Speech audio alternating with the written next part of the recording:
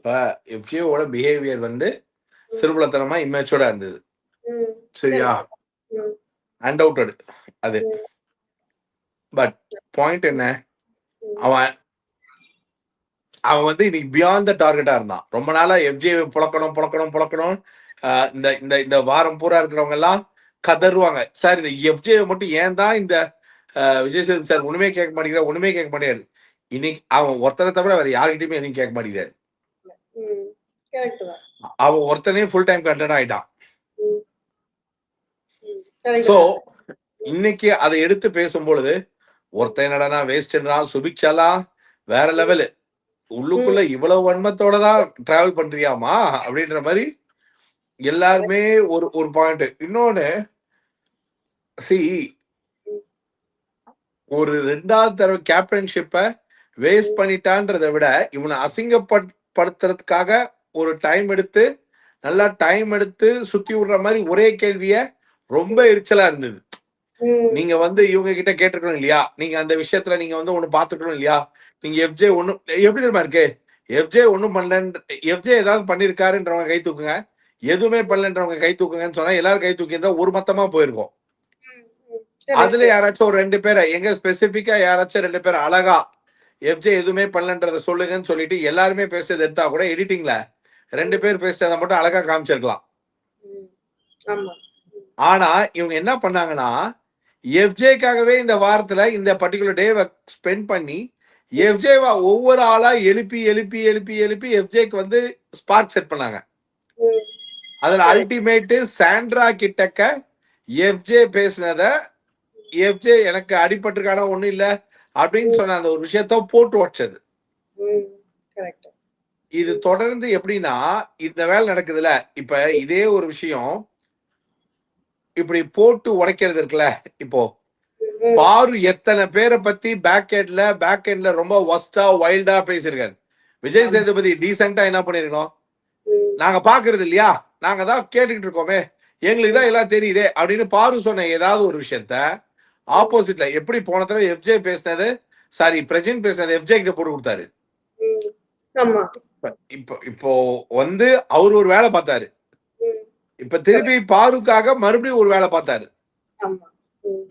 இதெல்லாம் வந்து எடுத்து பேசணும்னா இவர் எல்லாருக்காகவே இந்த மாதிரி பேசலாமே.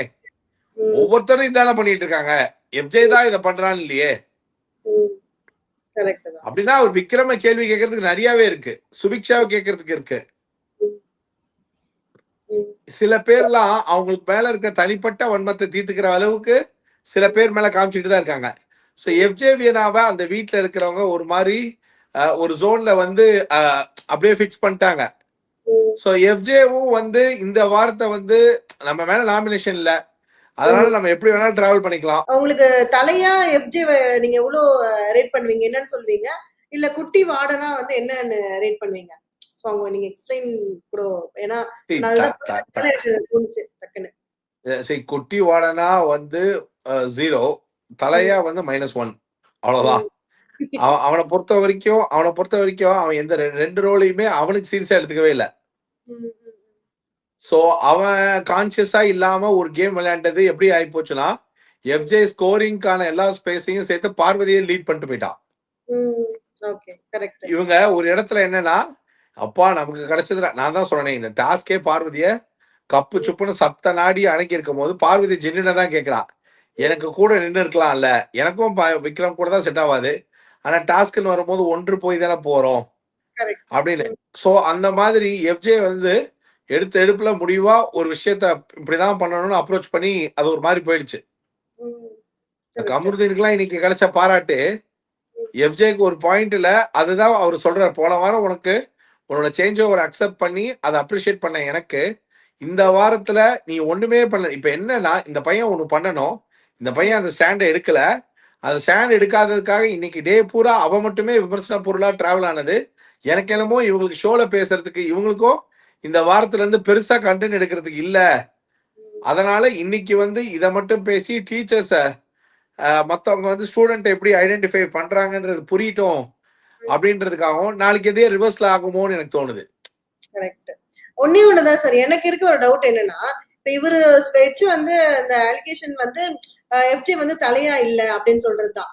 இவங்க 24 ஹவர்ஸ் ஒரு டாஸ்க் கொடுக்கும்போது இவர் எந்த இடத்துல தலையா வரணும்னு நினைக்கிறாங்க. அது நீங்க எப்படி பாக்குறீங்க? சண்டை போட்டுட்டு இருக்கும் போது குட்டி வார்டனா வேணா அட்ரஸ் பண்ணலாம். ஏன்னா அவங்க வந்து சண்டை போடுறதே பாத்தீங்கன்னா தர்மலிங்கமும் வசந்தி மேமன் சொல்லிட்டு சண்டை போடுறாங்க. பாரு அமித்தும் சண்டை போடல. அந்த இடத்துல எப்படி வந்து தலை எஃப்ஜேவா வர முடியும்? இதுக்கு ஒரு பெரிய புரிதலே தேவையில்லம்மா.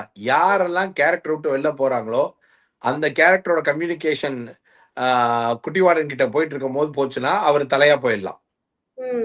இப்போ சடனா இந்த கேரக்டர் விட்டு வெளில போய் வசந்தி பார்வதியா பேசினா, திவ்யா தர்மலிங்கம் வேற மாதிரி பேசினா, சொக்கலிங்கம் வேற மாதிரி பேசினான். அப்படி எல்லாரும் அவங்க அந்த கேரக்டர்ல இருந்து வெளில போனாங்கன்னா அப்ப இவர் வெளியில போயிட்டு வரலாம். ஏன்னா மத்தவங்க எல்லாம் கேரக்டர் விட்டு வெளில போனா ஃபவுலு. இவருக்கு மட்டும்தான் அந்த ஃபவுல் இல்லாத ஒரு ஸ்பேஸ் இருக்கு. இப்போ ஒருவேளை பார்வதி வசந்தி வெளில போனாங்களா, பாரு வசந்தியா போற வரைக்கும் தான் இந்த பிளேவை எடுத்துட்டு போக முடியும். பாருவா நீங்க பர்சனலா எடுத்துக்கிட்டீங்கன்னா வி கான்ட் டூ திஸ் அப்படின்னு சொல்லி டக்குன்னு அப்படி அந்த பாயிண்டே வந்து அந்த இடத்துல தென் அண்ட் தேர் பிளாக் பண்ணிருக்கலாம். கரெக்ட் அந்த இடம் அது என்னன்னு எனக்கு ஒரு இதுவாவே இல்ல. ஏதுக்கு அதுக்கு எஃப்ஜேக்கு வந்து ரொம்ப ஒரு ஆப்போசிட்டா போச்சோ, தெரியாம வந்து ரெண்டாவது தடவை தலையாயிட்டாரோ அப்படின்ற மாதிரி இல்லம்மா. ரெண்டாவது தடவை தலையானது ஓகே, போக்கஸ் மாறி போயிடுச்சுன்றேன். ஃபுல்லா டிவைட் ஆயிடான். இன்னைக்கு வந்து ரொம்ப பேம்பர்டா ஆக்சுவலா எல்லாருக்குமே தோணுருக்கும். கேட்ட கேள்விக்கு வியனா ஒரு பதில் சொன்னது ஏன் எஃப்ஜேவால பண்ண முடியலன்றதுக்கான ஒரு விளக்கம். எஃப்ஜே எப்படி பண்ணாருன்றதுக்கான விளக்கம் இல்ல, எஃப்ஜே எப்படி பண்ண முடியாம போச்சுன்றதுக்கான விளக்கம். ஏற்கனவே பிராத் உங்க 2 பேர் மேலதான் ஓடிட்டு இருக்கு. அதுல நீயே ஐ விட்னஸா மாறினா எப்படிமா சரியாவா வரும்? குற்றவாளி A2வே நீதானமா, A1 தானமா அவன் அப்படின்ற மாதிரி போயிட்டு இருக்கு. இதுல என்னன்னா வேளா வந்து C better not to defend மாதிரி போயிருக்கலாம் சார். இல்ல ரொம்ப ஹானஸ்டா இருக்கணும்னா சார் எஃப்ஜே உடைய இந்த கேம் உடைய எஃப்ஜே ரொம்ப மட்டமா ஆடினாரு. ஆனா அந்த மட்டமான கேம் மட்டமா போனதுக்கான மேஜர் காரணம் நானா இருக்குமோன்னு நான் நினைக்கிறேன்.